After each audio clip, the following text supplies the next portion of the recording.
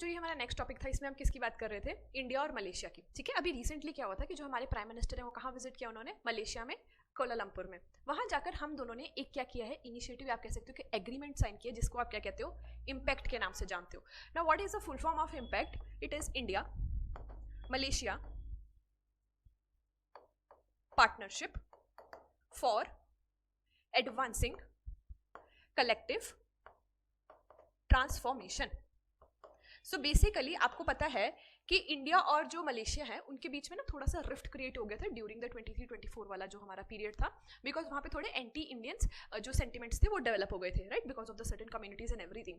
उसके बाद अब जाकर हम लोगों ने क्या साइन किया? ये फ्रेमवर्क साइन किया। So it is a very positive move, और ये क्या दिखा रहा है कि हम किस चीज़ के ऊपर फोकस कर रहे हैं कि जो इंडिया है उसका जो प्रेजेंस है इंडियन ओशन रीजन में वो क्या हो सके और ज़्यादा स्ट्रेंथन हो सके, जिसकी वजह से हम जो चाइना है उसका क्या कर पाएंगे? उसका प्रेजेंस टैकल कर पाएंगे, है ना, उसको हम बैलेंस कर पाएंगे।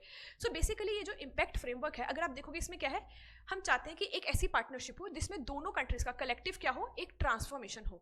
तो जब भी आप ट्रांसफॉर्मेशन की इस पॉइंट ऑफ टाइम पे बात कर रहे हो ग्लोबल लेवल पे भी, तो सबसे पहले हम किस पे जाते हैं कि हम अपनी सेमीकंडक्टर मार्केट जो है या जो सप्लाई चेन है उसको और ज्यादा स्ट्रेंथन करना चाहते हैं, because we can not rely on China, because China का डोमिनेंस है सप्लाई चेन मार्केट में when it comes to semiconductors, rare earth elements. तो वो थोड़ी सी भी स्ट्रिक्टनेस कर देगा, पूरी ग्लोबल चेन हिल जाती है, राइट। तो अब इंडिया क्या कर रहा है? अपने ऑल्टरनेटिव ढूंढ रहा है, डाइवर्सिफिकेशन कर रहा है, जिसमें क्या हो सकता है? मलेशिया बहुत इंपॉर्टेंट पार्ट प्ले कर सकता है in ensuring that smooth supply chain. ठीक है, तो यहाँ पर बात की गई थी कि सेमीकंडक्टर में हम लोग कैसे अपना इनिशिएटिव्स या अपनी जो कॉर्पोरेशन है उसको इंक्रीज करेंगे।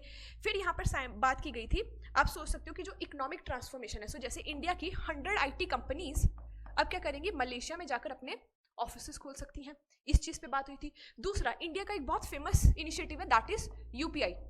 यूपीआई तो आप सब बेसिस पे क्या करते हो? डेली बेसिस पे यूज करते हो।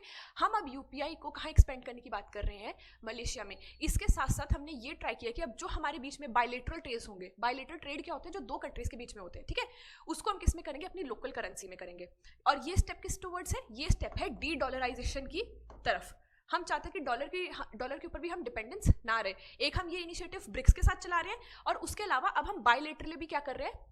अभी हम, अगर आपको पता हो, हम रशिया के साथ भी किस चीज में बात कर रहे हैं कि हम क्या करेंगे? अपनी कॉमन करेंसीज में या अपनी कंट्रीज की करेंसीज में ही ट्रेड करेंगे। अब मलेशिया के साथ भी वो इनिशिएटिव चला रहे हैं, उसी के अंदर हमने वहां पर क्या बात की है कि यूपीआई वहां पर भी लॉन्च करेंगे। अब आपको पता है कि यूपीआई ऑलरेडी अभी 8 कंट्रीज में क्या कर रहा है?